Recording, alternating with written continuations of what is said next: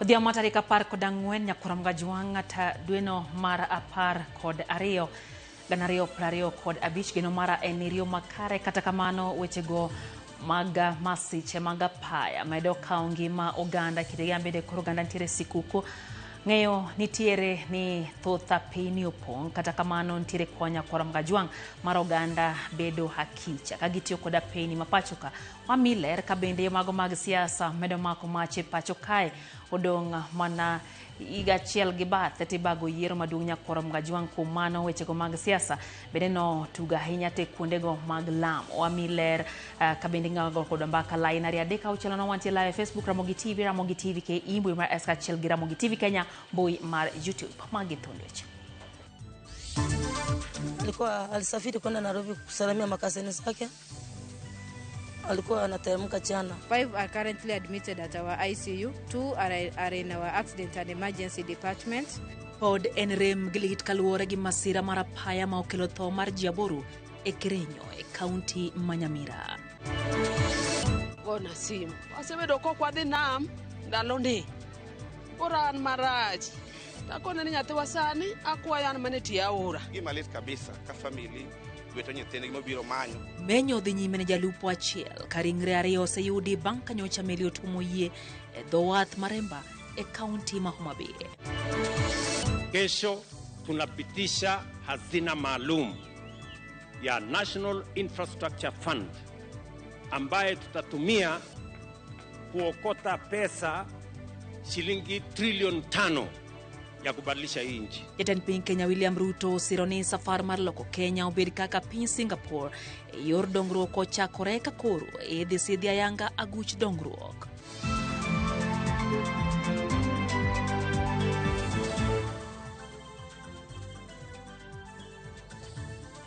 Machiegni nyakorom gajwang' chenro enoimore wantie gi jaloko Lizo Tieno nyinga Lydia Hokeo. Pod en lit ne anyuola mawedegi nyo wito ngimagi e masira mar apaya manyo timore gweng'a ma e Kerenyo e kaunti Manyamira. Masira manyo juko matatu kod trailer. Jafum marwa Cynthia Onyango lero ni ji mamoko pod yudo thieth e osiptal. Pod en kuyo kod lit ma okwako chuny jodak ma e Kerenyo e kaunti Manyamira bang' masira mar apaya kelo tho mar ji 8 ma owito ngimagi kanyo bang' trailer kod matatu tuomore rigiri. Anyuola mar jogo mowito ngimagi ochopo e kar kano ringre mar kar thieth Manyamira mar rango ringre mag jogi ka chunygi opong' kod lit gi penjo mathoth mar ng'eyo gima okelo masirano. Min Purity Kemunto ma en achiel kuom jogo ma owito ngimagi e masirano makoch lero kaka owito nyare ma yande otimo penj mar klas 12 kendo nyowuok Nairobi ir anyuola mare kodok dalagi mantie Magwagwa. Tulikuwa tunaweka matumaini, tunangojelea shida hata sisi tutafurahia. Alikuwa alisafiri kwenda Nairobi kusalamia makazini zake. Alikuwa anateremka jana.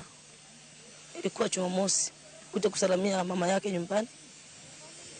Alifika Kerenyo kupanda juu akapata accident.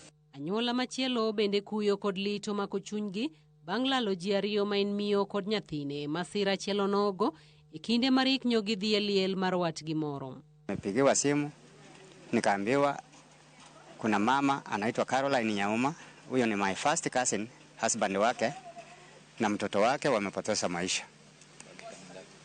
Mtoto alikuwa ni wa mwaka mmoja tuseme. Sasa katika hiyo familia bado tuko na msiba mwingine. Kuna cousin yetu alijinyonga kwa njia moja tatanishi sana ambaye ako mochari sahi. Haya, na huyu sasa pia bibi ya binamu yangu huyu naye amefariki na mtoto wake. Kaluwore kod janeno, masirano okelo hinyruok mapek ne jogo mowito ngimagi kendo weyo jogo ma otony kod adhonde maricho. Na kuna msichana atakatwa mguu kabisa. Hii macho ilikuwa amekatwa hivi ni kama ataenda hivi. Hataona, alikuwa ameumia. Wengi kitu tu niliona ni kama internal bleeding ya kichwa kwa sababu walikuwa anatoa papu imechanganyikana na damu kwa mapua. Wengi ni internal bleeding iliwaua kwa sababu waligongwa vibaya sana. Laktar mar kar thieth maduong' Manyamira Angela Mogendi olero ni ji 5 kuom joma oresi yudo thieth e yo makare kar thiethno kata obedo ni gin kod hinyruok maricho Kama moko ariyo to ogen chwale kar thieth maduong' ma Moi Eldoret ni thieth moyiedhi kalure kod pek mar adhonde magin go. 5 are currently admitted at our ICU. 2 are in our accident and emergency department. Our doctors really tried very hard to save lives. We really thank them for their effort. As a hospital, we have the capacity to manage the patients, but there are 2 who require neurosurgical intervention. We are referring them for further management. Jodak okwayo joriembo, weg nyamburko kod jopiny matiyo kod apaya mondo bed motang', kendo kinde duto ne ni orango chike mag apaya, ahinya to ikinde ni mag nyasi mag sikuku, kendo kwayo sirikal bende mondo ne ni apaya mokethore olosi. Hii kona ni mbaya sana. Ni mbaya kusema kweli kabisa hapa. Ni mbaya imeshachukua watu. Serikali tu yone njia itasaidia hapa tinga ya rani boisa ndio waokoe maisha ya watu. Tafadhali madriver mkuwe makini sana, mjue mnabeba maisha ya watu. Koyango masira makamano e yor ong'we yamo, kamanda mar obila mar kaunti ma Nyamira Elizabeth Wakuloba owacho ni jariembo mar trela manokelo masirano ringo molal miru, kendo gie sani obila manyo ndache. Gavana ma Nyamira Amos Nyaribo korka kore osingo ni odhi chiwo sir ne anyuola duto moyudo masira, kendo neno ni giyudo kony madwarore. Cynthia Onyango, Ramogi TV. Ringre jalupo kara jolupo ariyo kuom jolupo adek manyocha othe masira mar nam e chula Remba e kaunti ma Homa Bay oyudi kamenyo mar ringre jalupo jalupo mar adek to pod dhi nyime. Ka ripota marwa ma Homa Bay Ale Bich lero, jolupo adek go mawuok e The Wath Masindo nyocha owito ngimagi bang' meli moro ma iwacho ni nowuok e piny Uganda nyocha tuomo yiegi ka gilupo. Jolupo adego kamotingo Wycliffe Ouma majagini 30, Freddy Konditi jagini 31 kod Brian Onyango jalupo majagini 20 ne awito ngimagi bang' masira jokogi e nam Lolwe e kinde mana gidhi nyime kod chenro mag lupo otieno mar tich adek.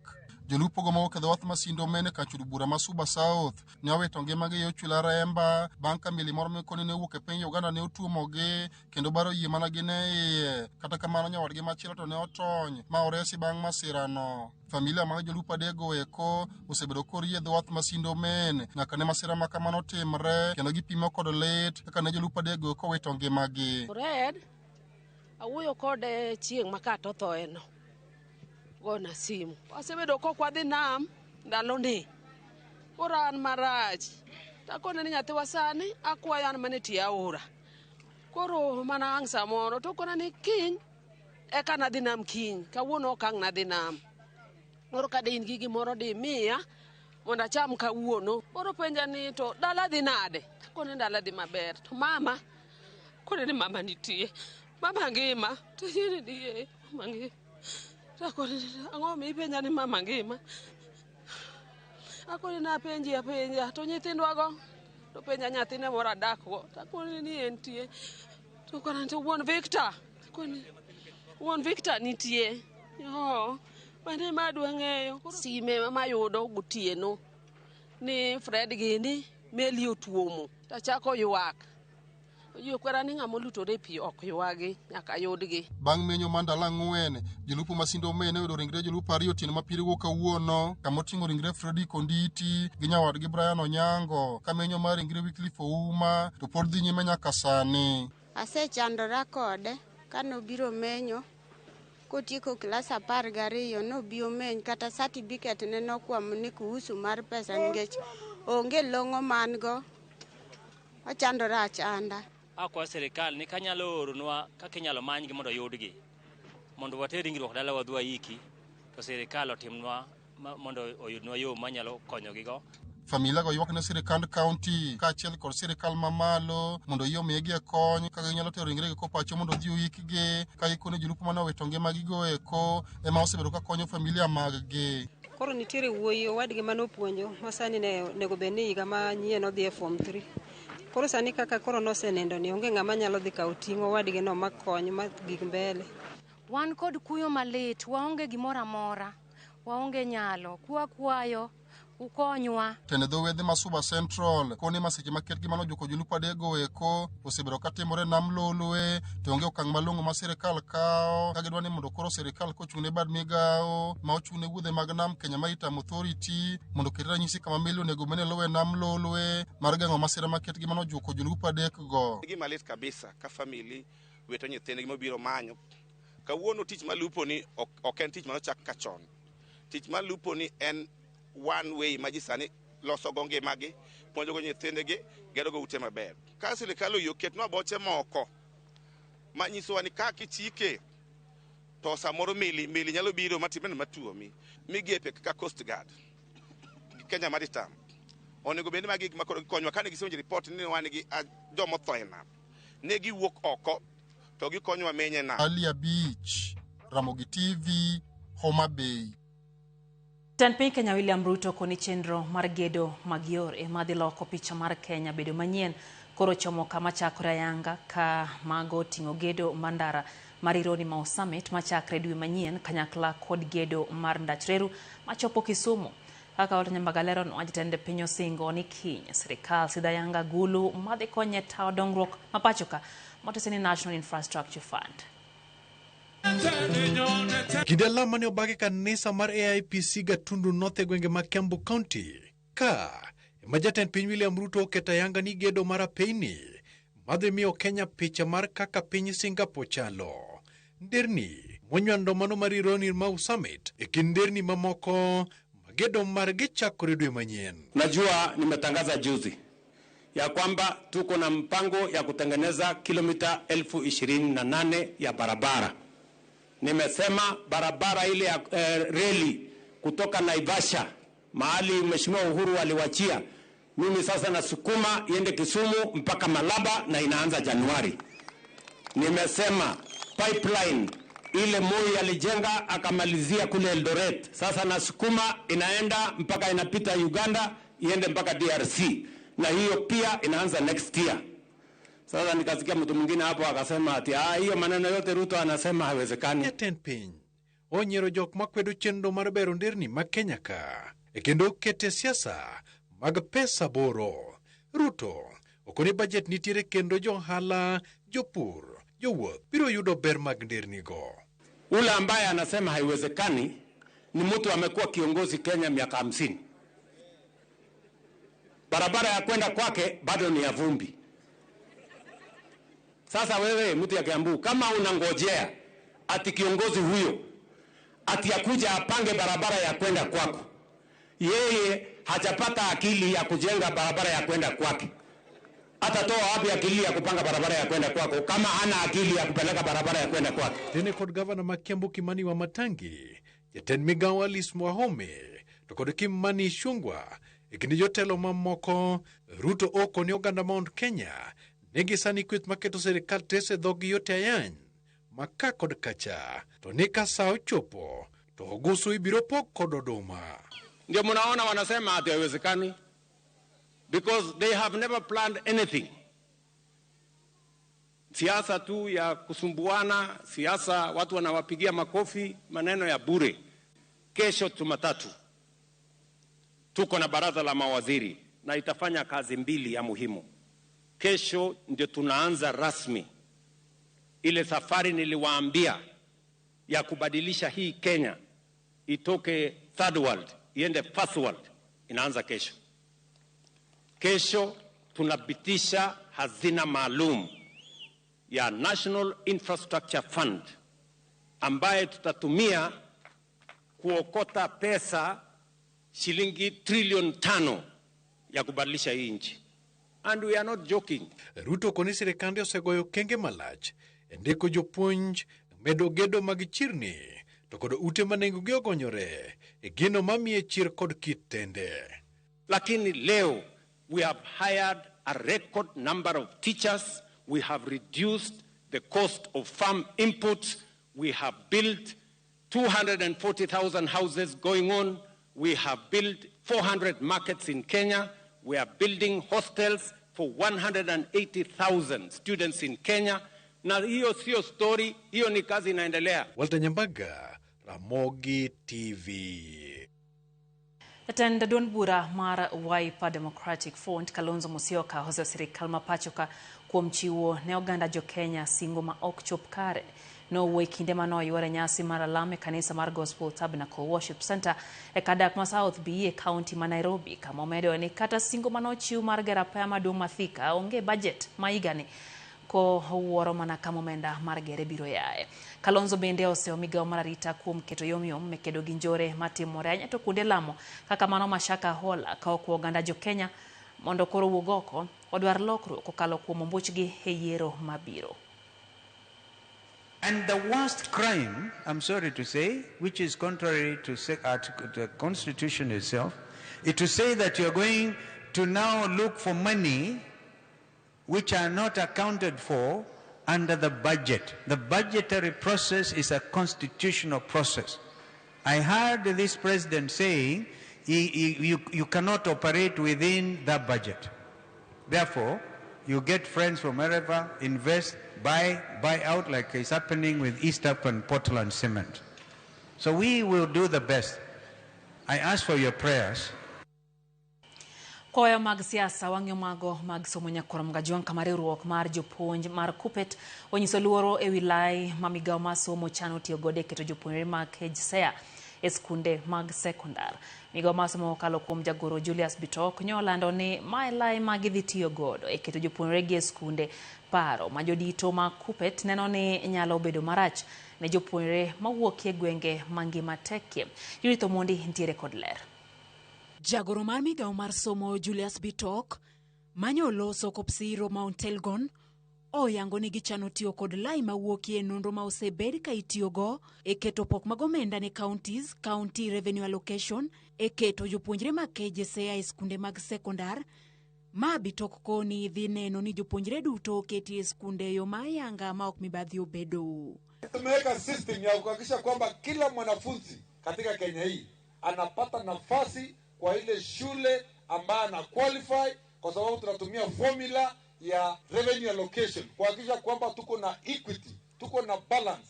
Hata mwanafunzi kutoka hapa Mount Elgon anaweza ingia ile mashule zenye ziko huko Nairobi, kwa sababu we are very very fair to all Kenyans. Paroni kata kamano korwa kod moko kuom jokanyo mag sekta mar somo. E twak marwa kod jagoro mar Kupete kaunti ma Kisumu Zablon Awange okoni lai mar keto jopuonjre gi kamoro nyalo weyo jopuonjre ma wuokie gwenge kaka Nyanza chien kaluwore ni otiyo kod data mane ogoli e census, to ndalo osekalo jomoko kamoro ne oko yango dhier margi ka gwenge moko bende poko yang kaka gwenge mangima tekie kaka Nyatike, Nyakache kind mamoko. County revenue allocation osebedo ga faulted nikech en ga misleading.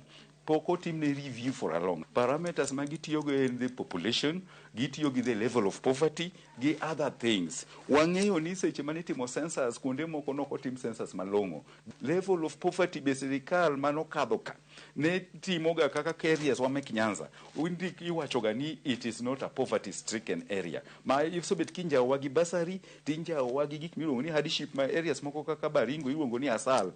Iwinjo to wabe wan gima na asal no tituono wakoni ko tigi CSRA ma sirikal wacho ni CSRA no kara jowa mang'eny moa Nyanza kata Lake region dhi koso nafas e national schools. Awange bende koni ochopo kinde makoro nyaka migawo mar somo man jopuonjre ma hawa 200,000 ma ripode limo bora noyango ni ok yudre skunde nyaka ne chak lai mar CBC. Kokoni kata mana ma owinjo donje sekondar mamalo bende nyaka luma neni giduto gidhi nyime kod somo. The percentage dropout rate sani is high. Nyithindo 150,000 mano chako timo class adek. That was the first recognizable education exam mano team under the CBE. Ong'ini ogionge released majok manyo timo penj mag grade 9.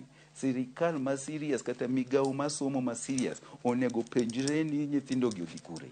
We cannot afford this wastage. As a country we must go back nikech wanyalo produce nyithindo mang'eny ma are not learned, and it will be an illiterate generation madhi bedo worse than what has happened with Gen Z. Nikech ka Gen Z ema ne riek to koso tich to osenjawo sirikal. Koro nyithindo mono drop class 6 to drop class 9 sani. Koko endelea to gidhi njao serikal to gidhi njao pinyni. Jopuonjre gi mag KJSEA owinjo chak ketie skunde mag sekondar wuok tich mar tarik 15 nyaka tarik 23 dweni, kendo kapok ochopo Krismas, giduto biro yudo ka giseng'eyo skunde ma owinjo giriwrego. Judith Omondi, Ramogi TV. Bad migao mochung'ne chuogo lai mar somo pacho ka KICD osingo ni ikruok ni kare mar bioneno ni jopuonjre duto madonje grade mar 10 yudo buge ma onge chandruok. Jatije ka KICD Professor Charles Ongondo emano ochiwo singo makamano kolero ni gin kod okenge mag neno ni jopuonjre go duto madhi donje senior school ok oyudo ng'ikruok. No owuoyo kinde chenro matimo nonro mar buge grade mar 11 owacho ni piny owacho oseikore mar chulo jochap buge ka bende osingo ni sirikal biro chulo gope ma jochap buge go bando.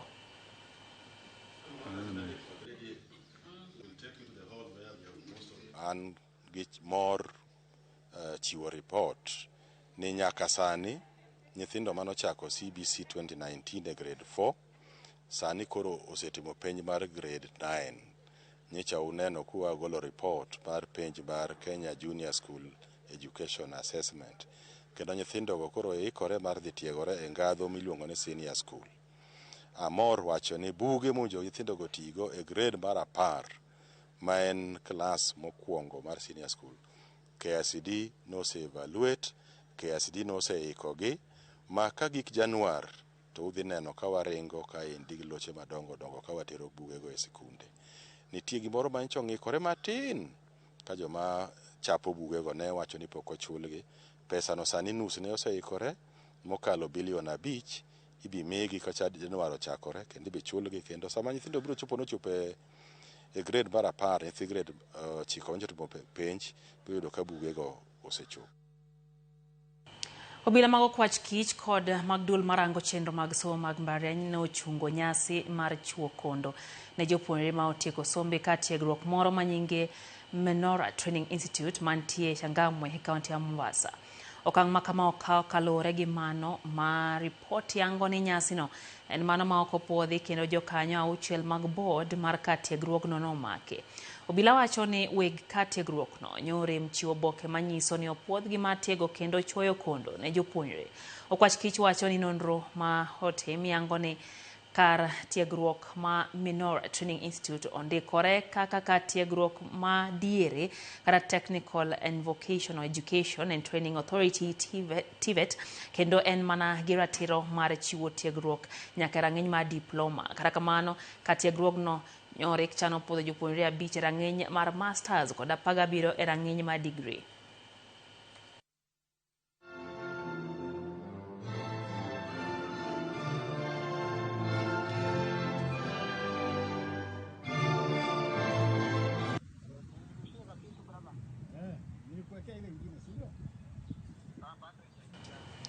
Dakika en 20 kod achiel nyakuram gajuang'ero kamana hinya kuom ketera Ramogi TV. Chenro eno imore na singo ka pacho kapoko ka yo mokwongo he chenro ni. Neno chenro mano kanyo Jakiranda, Haluoch Jakiranda wacho ne osiro report mara wangi weche manyien chopone maber ka entiere kod wa kaito wacho kanyo ni mos mage chopne Super CS John Mbadi gi director mar Roblingo jero kamana hinya eno bende kanyo ote mano marashem otho bila wacho kanyo lo weche geyo makare wacho ne tho mar pi kata nam inyalo gem kuom tiyo gi life savers. Jolupo ok ti kod life savers. Kenya Coast Guard okonye wachni kendo wacho no mor kod Ker William Ruto owacho ni adier mar wach ni Dr. William Ruto seloko sura mar Kenya kokalo kuom chenro ma modhuro ma osebedo kotimo kendo pango timo. Wacho no siro jatend piny kendo wacho ni oganda mondo sirie chenro ma jatend piny nitiere godo. Zoom Kapita wacho ni nitiere kodwa e chenro loche gi yo makare. Wacho kanyo ni goyo mos ne familia mar jogo moito jogegi e nam kod ndara. Wacho ni Nyasaye mondo migi hocho makende. Wacho ni en gima lit ahinya. Wycliffe Samuel wuok Maseno wacho ni ogo mos ne jomo yudo masira mag ndara kod nam. Bende aneno Susan Adhiambo ka nitiere boro. Penjo ni penjo kanyo ni en kit mabati mane ma iloso go mtokni. ma mtoka koyudo masira to chal manotas. Wacho ni en gino malit kendo lal kod ngima dhano. Wacho ni ok en gima kare. Migawo ma puodho weche mwandu madonje pacho ka KEBS wacho no ng'iye malong'o geche madonje pacho ka. Wacho ni gin geche machiche chal ka gima material miloso gi go ok ni kare. Bena kanyo ote mor Mwalimu Jal gima ni Bernard gintiere kaunti ma Migori wacho ni weche gichopo ne geyo makare gi Mikaya kata kamano gilamo ne mana piny Kenya masira masane timore mano bende pach Caroline Oricho Mwalimu wacho ni walemuru ne piny Kenya weche mag masirni mag apeyni masiko mana kamedore pacho kae. Bende aneno kanyo ote mar Collins kowuok Kiambu wacho ni en bende osedonje chenro mar oimore kendo mora ahinya gi Ramogi TV kaka neno ni weche ochopo ne oganda e yo ma owinjore. Bende aneno Denoba Omoja mar Game Got Regea wacho ni en bende no osechopo chenro kendo mor gi Ramogi TV oyo motenya kwarom gajwang chenro en oimore kikidhi mabor.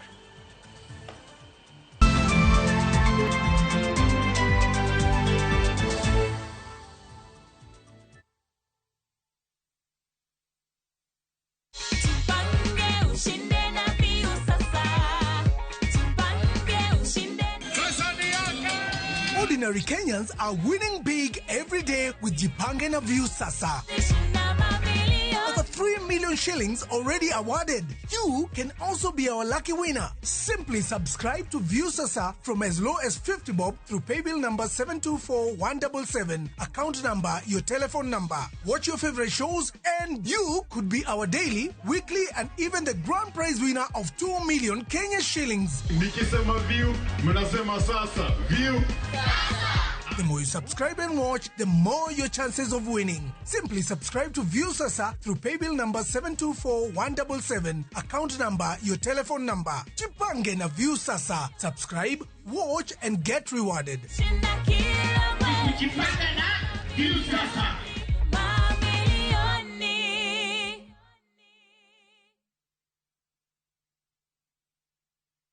FOMO? We say no more FOMO. Not when you have happy hour.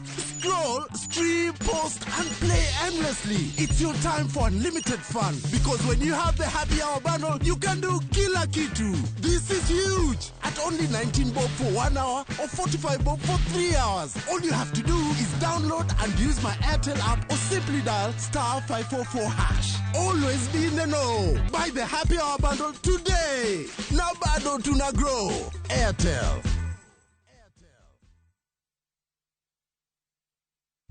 Teke na Wigo Boda. Chanua Jam, fika on time at the lowest charges in town. Va helmet and ride in style. Ni safi, ni safe, na ni easy kwa mfuko yako. Wigo, your trusted ride. Download the app now. Ama SMS Wigo to 20425. You'll fike right on time. Wigo, your trusted ride.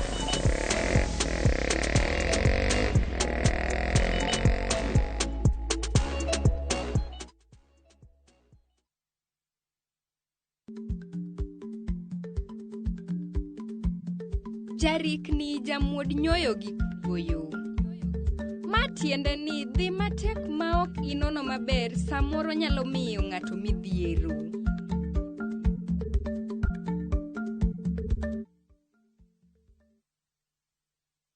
My dog, G-Dog, I got you, man. I know you're trying to hit me up, right? But the thing is, right, I'm kind of busy at the moment. You know what I mean? Just hold your horses for a minute. Once I'm done with what I'm doing, I'm definitely going to hit you up. You know what I mean?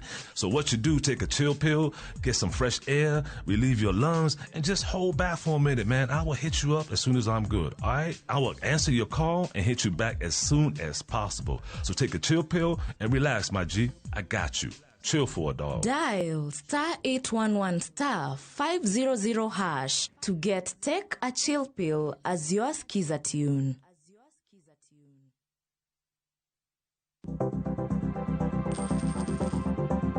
Mondo mi ikungo omenda e yo mayot kendo e yo mowinjore, onego ibed kod paro mar kungo dwe ka dwe, juma ka juma, kata odiochieng' kodiochieng'.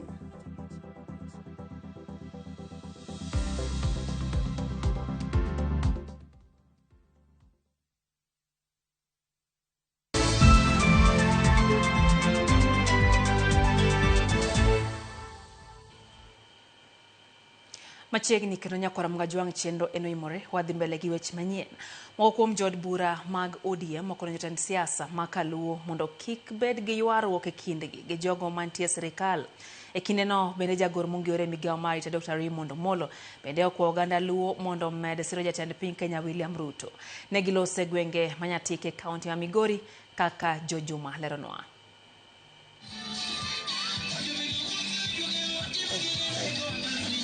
Jod burago mag ODM manoto jagoro mongiore migawo mar arita Raymond Omolo manolimo gwenge mag Nyatike kama ne ochake chenro mag huduma mashinani, chenro mag piny owacho man jopiny oyudo chenro mag piny owacho machiegni e kor gwenge.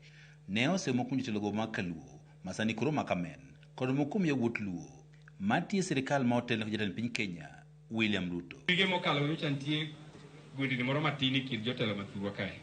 Kendo ang'eyo mano gima ung'eyo. Adwaro mondo alandnu ni ok wanyal yie ni mondo jotelo mathurwa kae bedo gi paro mopogore opogore. Kendo walandnu ni onge ng'ama nyalo mulo PS Ray Omolo en kanyo ofisino mano ofis mamakonwa en wang'wa ok wanyal dwa ng'ama mule. We must preach unity of the Luos. We must register as voters, and we must vote as a block if we truly love Ruto. Giwach ni mai seche moganda Luo duto nyaka orre kamoro achiel mondo koyud dongruok ka okalo kuom yawuot Luo obed nyaka sani kotiyo e piny owacho. I'll advise you, we dine with a person who has identified with us and we have seen his fruits, whom I can tell you is none other than William Samoei Ruto. There are leaders who have been around. They are giving us credit for having stayed in leadership for the last 40 years. Those are leaders who don't understand development. Anybody who does not support William Ruto in Nyanza, you will go home. Jagoro monge migawo mar arita Raymond Omolo to korka kore ne okwayo oganda Luo duto mondo kose jatend piny Kenya William Ruto ma ok giketo andika kata chike. Omolo wacho jatend piny Kenya William Ruto osebedo ka siro dongruok gwego mag Kaluo nyaka ne yiere gino manyiso ni oikore matiyo kod oganda Luo e kinde duto. Kenyans will be able to judge you by what you are able to do for them. And what we are doing, what President Ruto is doing, is economic justice. And he's doing it without any coercion. So let's not allow any of our leaders, any of our politicians to coerce or to give conditions to the president, because he's already doing what he promised and what he knows is the best. Wach makama bino sikod mokum jokanyogo mag ODM ma oti bud mauriri mak Nyamita. Musiko ni wano wacho broad base to wan gi CSS ariyo. Nudo no beri ga boro nade to serikali no kwagone kura. Dom sani kwa digo mondo kwa demand mondo wachopa boro. Ya Luo nyocho konde gore gi William Ruto mondo bi ogere chiro ka nundi kuru. Kata kure mano kumiye. Sani oseket pesa mida losko lamni kadhi mwalo koni. Nundi kuru kode.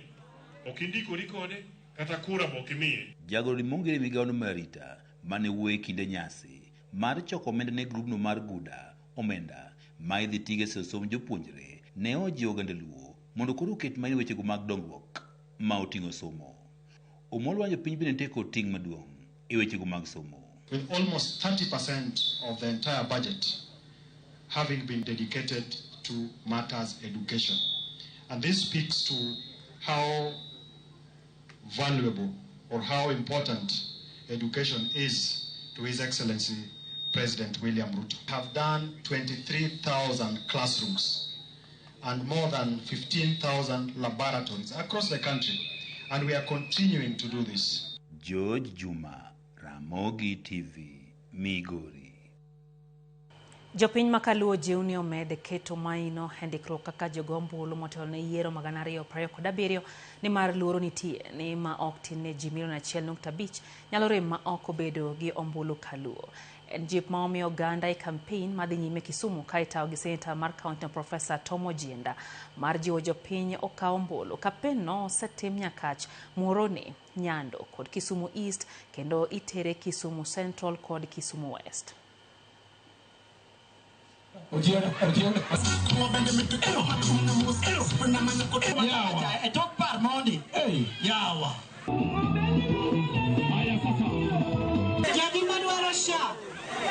Sani kionge kipande, kionge kura, to ng'amo yier penjinia nigo kura kanye.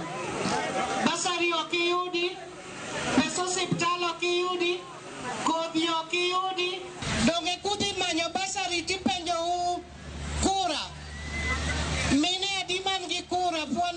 kama to maonge go akwayo mine ni wakauru lweny ok dhi maonge tong' inyalo dong' kuro koro miyo ka nyithindo okawo kura ma ji okawo kura maber nyaka mondwa to lweny ni wadhi goye kendo wadhi loye maber omiyo daher mondo ji duto otem ahinya mondo gikaw kura mondo mi walo lweny mantie nyimwa ni lweny ni pek. Ker mar Luo Odungi Randa okone oganda Luo mondo sikie riwruok kendo ginyak kwe kindgi. Odungi ne wuoyo kar lime mar Thimlich Ohinga e sub county ma Nyatike kama ne achiel kuom jodongo manyo chopo marango ikruok motelo ne nyasi mar piny Luo machakore kiny. Lefo marwa Jo Juma ntiere kod ler.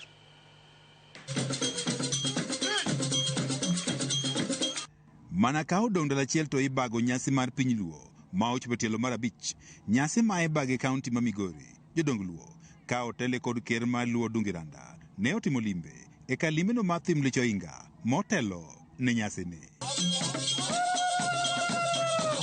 E lo jodong Luo, ker Odungi ne oyango ikruok makare motelo ne nyasino mar piny Luo ka wan jodongo dhi telo e nyasi mar nyiso Luo kitgi kod timbegi moting'o tero buru e kinde nyasi ni. Nitie tero buru, nitie amen, nitie gajwa. Omiyo dala ni en dala malich ahinya. Warwako uduto tete joma e pinje maoko. Wacho ni jo motimore marach. Twani oyudo kawuodwa malich miluongo ni Raila Amolo Odinga. Mano chako gini, mano kelonwa gini. Koro waonge go. Koro wadwaro ni mondo wariwre luth achiel mana kaka ker osewacho. Odungi ka achiel kod jodong Luo mamoko wach ni Luo kitgi kod timbegi lal kendo gimor ni nyasi mar piny Luo ma ibago higa ka higa sani dhi konyo rito Luo kitgi ka achiel kod timbegi. Kitiwa gi timbewa dwa lal to samane kom Luo ni ok daga yie mondo lal. To kitwago nyiso tekrewa, nyiso chalwa, nyiso pogruokwa, the uniqueness mar Jaluo gi oganda mamoko. Omiyo kuonde mwakanogie kaka Migori ka wan kod Thimlich Ohinga. Gombo ni mondo counties wa moro ka moro wabede kod kama wachoke timbe wagi. Ngiri Adam Solo mabende ne oteno jodong Luo ne owacho ni nyasi mar piny Luo ma osebed ka ibago higa ka higa osekelo ber mathoth ne oganda Luo. Olo wacho ni ka okalo kuom nyasi ni piny owacho osekonyo e bero moko kuom kuonde ma oting'o sigand Luo ka welo malimo kuondego bende koro osemedre kendo kero nweng'o ne oganda. Some of the cultural sites have already been taken over by the government to be part of what you can call the national heritage. Kango, for example, Kajaramogi. The mausoleum has already been taken by the national government. Gotramogi has already been taken by the national government. Thimlich Ohinga here is under UNESCO repository of showcasing what the Luo are, what they have become, and even what they look forward to be in the future. Ker mar Luo Odungi Randa kinde twak mare ne okwedo yawuot Luo ma wacho ni sani tiyo kod lemo ma gintiere godo e pogo oganda Luo. Odungi wacho ni riwruok mar oganda Luo sani en gima duong' kendo oganda Luo nyaka oriwre kamoro achiel mondo dongruok omedre ka Luo. Kendo akwa jodongo mag oganda Luo jodongo be gimoro achiel nikech jodongo e piny to nyithindo makawuono matindo maparo ni pesa ni e lwetgi giwe pogo oganda ni gigolo pesa gikiro pesa yu kachietho lith gibiro na hinyore kendgi wegi.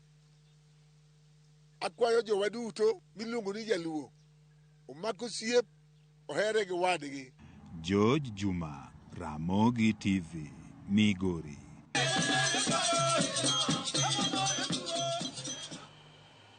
Migao mar thieth e kaunti ma Homa Bay oyango ni ji 5 oseyudi gi tuo mar mpox chakre dwe mokalo mane jatuo mokwongo noyud gi tuo ne kaunti no. Jatend migao mar thieth e sirikand kaunti ma Homa Bay Grace Osewe wacho ni kuom jochiko ma osepim bang' chich kodgi ne ginyalo bedo gi tuo mar mpox, 5 kuomgi oseyud gi tuo no. Okoni kuom ji 5 go jotuo 2 ne osechango kendo modok pacho ka jotuo 2 to pod yudo thieth e osiptal maduong' ma Homa Bay. Tarik 19 ne wayudo jatuo manobiro referral ka nobedo referred koa Makongeni. Ne ng'at mane oa wuoth Kisii to ne opime tarik 21 ne moyudo duoko koa National Laboratories Nairobi ni en gi mpox. Koa kanyo kendo ne wachako pimo ng'ato tarik 24 bo yudi ni nitie gi mpox. Koro ka osechopo sani wasepimo ji 9 mane waparo ni nigi mpox. Mago eko oseyud ni 5 nigo, 4 ok nigo. Koro ji 4 gi 2 osechango mosegol, 2 pod ni osiptal ka, to 1 to nolal, nokoduogo. Koro wawacho ni jopiny ni sani endi kaka koro ji wuotho mang'eny, ji bire joe rusa. Wadwa ni mondo gibed ka gitang' ni ka ging'iyo ka ng'ato nigi guonyo ma opogre, kata ka en gi liet mang'eny, fever, kata ka ng'ato nigi wich bar mang'eny, to mondo opime. Onyalo biro e osiptal, onyalo kata dhi nyarerwa to kele e osiptal. Migawo mochung' ne weche mag ratiro kod katiba ochiwo tiegruok ne komiti moyiedhi ne jiwo lwenj kedo gi mibadhi e kauntis ma Thurka. Komiti no nyo timnegi tiegruok mar kaka ginyalo tawo chenro maggi, kaka Elizabeth Ajode leronwa. En romo manokelo kanyakla kweth mag komiti ma migawo mar ratich oganda kod chenro mag katiba ochuogo mondo oket rameny ne mibadhi ma okwako kauntis. Jokanyo mag komiti go onywando ji mawuok e sektas mopogore opogore kaka jotend dinde, riwruog mine, riwruog rawere kata NYC, kaachiel kod tend jogo ma odak kod ng'ol e pachoka. Giyudo puonj makoro igeno ni gidhi tiyo godo e kedo kod mibadhi. Judith Pareno en jagoro e migawono.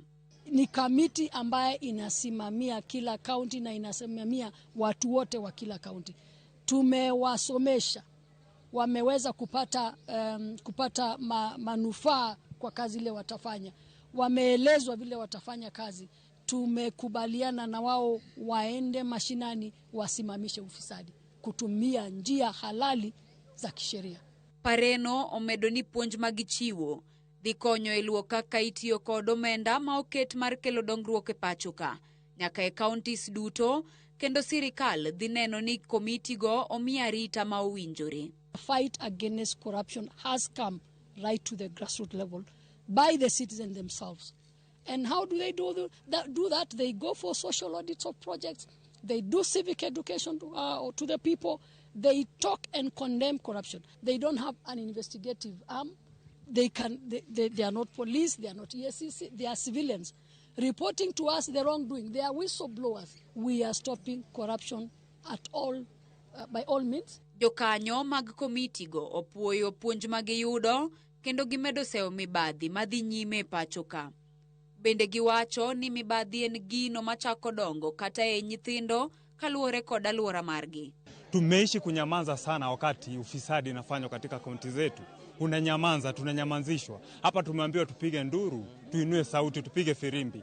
Jambo lingine, serikali ikue kibaumbele kumaliza ufisadi, tuonyeshe mfano ufisadi utamalizwa vipi. Hatuwezi kama serikali itatuonyesha mfano. Kuteresa nimeteresa, nimeonja kidogo, pesa sio yangu, lakini sasa nataka kuondoa mambo ya ufisadi katika kaunti yangu. Unaona mama anatuma mtoto, ndio mtoto akubali kwenda mahali anamtuma, anamwambia shika hii yako, utanunua peremende ama utakula chenye unahitaji, ndio mtoto akubali kwenda mahali ametoka. Ama hata ukituma mtoto anakuja na kuambia sasa nilipe mahali umenituma, nimeenda nimerudi.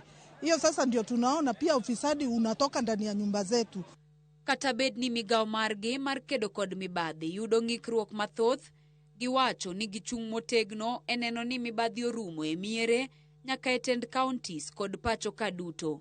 Elizabeth Ajode, Ramogi TV. Wakaoyo machielo Nyakuorom Gajwang' onyalo domni kwacho ni entiere West Kanyamkago masira mathoth endara. Owacho ni en alamo kende mondo Nyasaye okwe yamo magerno. Mondo bende ote mar Anayo Joel mano jawer mang'ula. Owacho kanyo ne gin kanyo gi Pastor Mbani Owila Langi gintiere crusade moro Migori East. Kanyo bende owacho ni gimero lamo ne piny Kenya masichegi ma opong'o apanya Nyakuorom Gajwang' geno marwa en ne gibro dok chien. Femanda Felix ntiere Owiro Mixed Secondary School wacho ni ntiere kodwa e chenro. Yaeno Simon Ongue wacho ni neno Ramogi TV yo makare jogem ndagari aduto gintiere godo koth oduogo gi teko mang'eny. Koro wacho ni jopiny obed motang' e kindego mabende koth chal ka gima duogo Nyakuorom Gajwang'. Honorable James Oricho onyisa ni entiere kodwa ko oganda makaluo mondo ugo ko mondo kaw kura karombgi. Wacho ni mane yo mwadhi goyo godo lweny mayiero magana 2027 kendo yiero jotelo makare. Evangelist Dan wacho ni entiere kodwa. Wacho ni oganda joluo ok nya bedo gi kwe nikech mosenindo Raila Odinga kende mane nyalo riwowa. Wacho ni jotend luo wacho ni katigo ne gi simu to gimaki ni Raila kende mne mako simu. Hairo kama na jadolo. Bende aeno kanyo ote mara cousin Movin kantie Tomboya University. Dede Benjamin wacho ni entiere kodwa. Wacho ni wechego motenre koda masiche mabuogo ganda jo Kenya hawiti jarodi haneni kacha. Wacho ni entiere Rodi Kopany. Molgi Ramogi TV ngi Joshua Chuka kod Tony Ombogo. Wacho ni wechegi choponu eyo makare ahinya. Bende aneno kanyo Mandela Oniala mar Kibiri Ward. Wacho ni mingi Christine Oniala. Kato wacho ni ote ni ote omos makene ne wede kod osiepe mowito jogegi. Nyasaye majachung' gi ji ochung'ie kodgi e kindegi mabende koro gikadho e matek. Elijah Marshall wacho ni entiere kodwa koya Oyugis Nyang'iela. Wacho ni owuoro tho jajuok manadene. Wacho kanyo ni oganda medo wito ngimagi nyaka jaklase Billy Andia owito ngimane mos ahinya. Wacho kanyo ni chal ni breg pinye mochot gimojoge higani en ni thoe odwa bedo mathoth ahinya. Omedlamo Nyasaye mondo mi ochungie yamo magera. Neno bende kanyo Nyakwar Hussein wacho kanyo ni entie Kamswa North.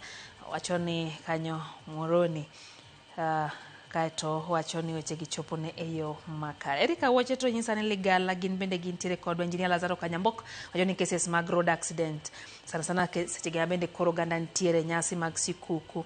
Wacho ni onjo bed ne timo nonro makare kendo joleo madongo mondo lamne piny Kenya ahinya to olamia piny magwa. Wacho ni tijwa en paro ne oganda luo. Neno ni oket yudhe okaw pande magi nikech ma eyo magidhi ketogo jotelo makare. Wacho ni kura yetu sauti yetu kata mana sani. Wacho ni successive regimes mosebedo kama nyoa en mani kech our voting power kaka oganda joluo. Kaeto wacho jotelo were uru kod supremacy wars mondo uket oganda luo kanyachiel kendo uket kao ombulu mbele. Gik ma ularogo without kura you are nothing. Mano pach injinia. Oyo matin maino imore.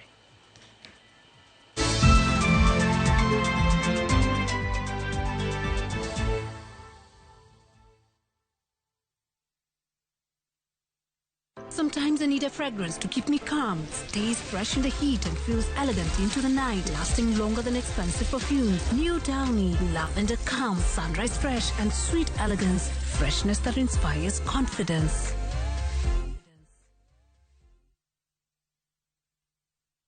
Are you a Kenya government civil servant na uko na emergency? Usijibox kwa noma. Borrowing on MyMobi has never been easier. Simply register, apply, approve, and get your cash in minutes. Dial *531# and get up to 20,000 shillings to sort your emergency and pay from your next payslip. No paperwork, no drama. Ni wewe tu na simu yako. With MyMobi, now you're in control.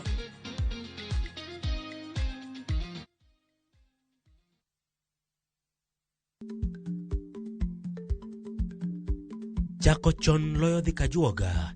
Ma tiende ni bedo gi ikruok momondo geng'o masiche kod midhiero mang'eny mabiro e ngima dhano.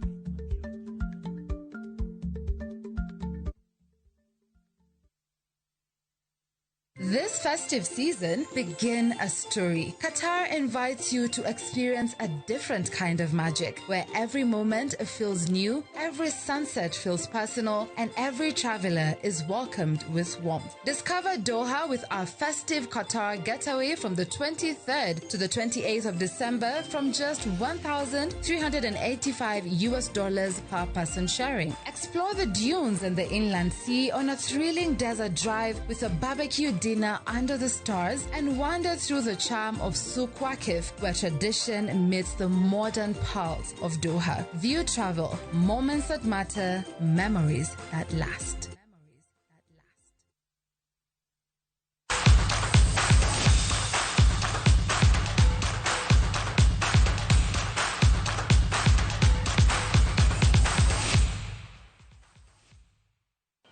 Machiegni mago mag tuke nyakorom gajuang. Rang'eny mar Kenya e chung' mar pinje kokalo kuom midila idho malo tok jong'wech ma Kenya medo midila e piem mar rawere mag pinje Afrika madhi nyime boma ma Luanda e piny mar Angola. Wesley Kiplagat nolo midila mar silver e ng'we mag mita 3,000 tok ringo kuom dakika 8 nyiri 3.14. Jang'wech mawuok e piny mar Eritrea Alexander Ruzon nolo midila mar gold. Kenya bende noyudo midila e ng'we mag mita 800 gi mita 1,500. Kevin Kipkosgei nolo midila mar bronze e ng'we mag mita 800. Ng'wego ne ologi Hikare Gasa ka Riyad Yeza notike thuolo mar ariyo. E kidieny mar nyiri e ng'we mag mita 1,500 Millicent Kipyekomen nolo midila mar bronze ne piny Kenya.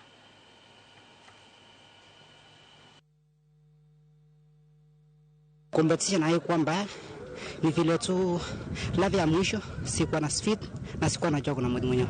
Next race I'm sure ndawin. Race haikuwa mbaya, nilijaribu sana juu sikuwa nimeenda speed walk, nilikuwa na injury, but I thank God, nashukuru Mungu kwa kuwa ameniwezesha nimefikia, nimepata medal. Race haikuwa mbaya. Ni mara yangu ya kwanza nikimbia 800 meters na nimejaribu na nataka niende nitafute speed kidogo. Nilikuwa na endurance lakini sijatafuta speed nzuri. Jotugo 102 matugo tuke mag badminton noyuoro e tuke mag ndalo ariyo tuke ma itiyo gode manyo chung' ma jotugo ma ibiro kwany e ng'ado tiko mag tuke mag pinje Afrika. Kano wuog jofwambo e kinde mane ibago tukego, jakom riwruok matayo tukegi mag badminton Peter Mushiri olero ne jotugo 8 mokwongo ibiro gwel higa manyien mondo mi omanyo tiko mar ting'o nying Kenya e tuke mag pinje Afrika mibiro bagi Botswana higa 2026. Jotugo noyudo thuolo mar tugo kidienje kama oting'o jatugo achiel koni gi koni, jotugo 2 koni gi koni kidieny ma yawuowi gi nyiri.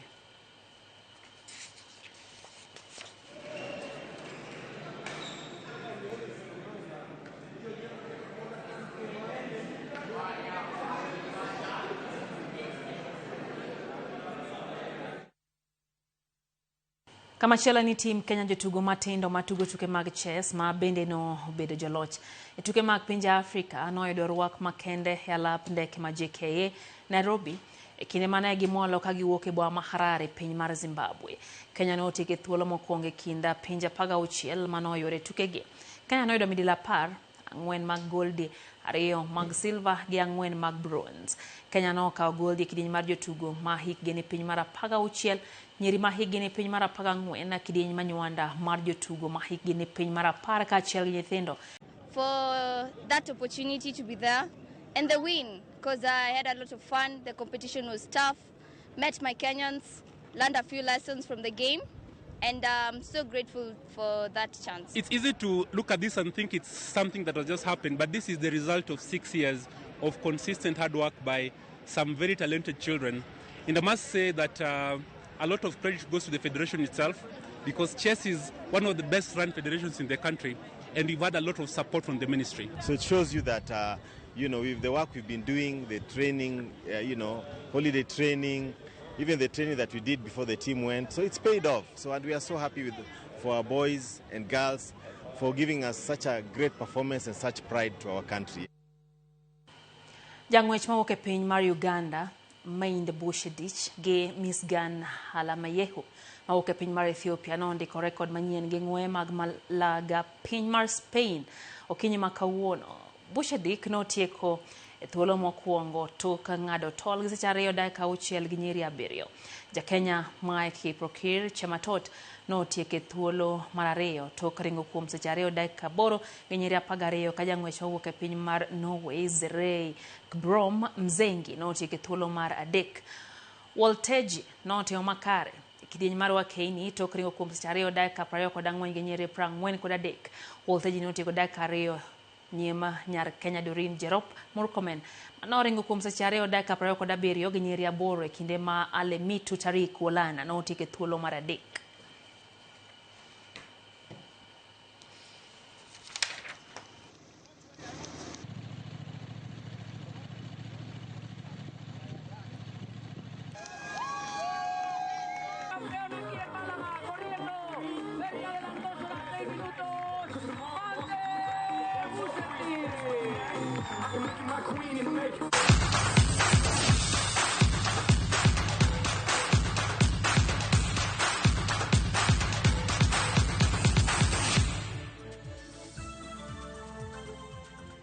Kanyo mwatieke chenro mar Oimore Prit Omondi Shirati nyisa ni entie nyatike Kadem Migori wacho ni mano en dala mar broad based government monene weche gi manyien wacho ni weche gi chopo ne eyo makare. Zach Williams wacho ni Nyasaye okony Keruto wachope Vision 2030 Monde kawamanya weche machielo machalo Singapore. Piano Benta Charles wacho ni entiere kodwa koya Karen Nairobi otio mosanya na anyola moito joge gi yor masira mar apaya kachiel kod masira mar nam Nyasaye mondo mi omigi hocho makare. Fernanda Felix ntiere kodwa koya Owira neno bende Alan Ouko wacho ni en chok Nyalego Oyara Mula Kabondo weche gi chopo ne yo makare ahinya gin gi Jared Oti Kennedy Ouko Karo Ouko Noranduma Maslin Maga kod Jora Mula Kabondo te wacho ni gisechope chenro yo makare. Eno bende James Ronix wacho ni Huruma Nairobi Kolokt weche gichopo ne yo makare. Mama Ginya Yesu wacho ni nitie Kisumu Mamboleo okawo mos mag Christmas erokamano ahinya. Newton Onjesa ni Kachain bende kaeto bende aneno ote mar Wuodrunda wacho ni gin gi jaode Filista nya Kisumu gintie Rabuoro go mosana jogo mowito joge gi masich apaya Ekerenyo ko haber mar Christmas ne mama gije Daida Gwanda kod wuon gi Michael Tita gintiere Seme Runda School imor gramo gi TV.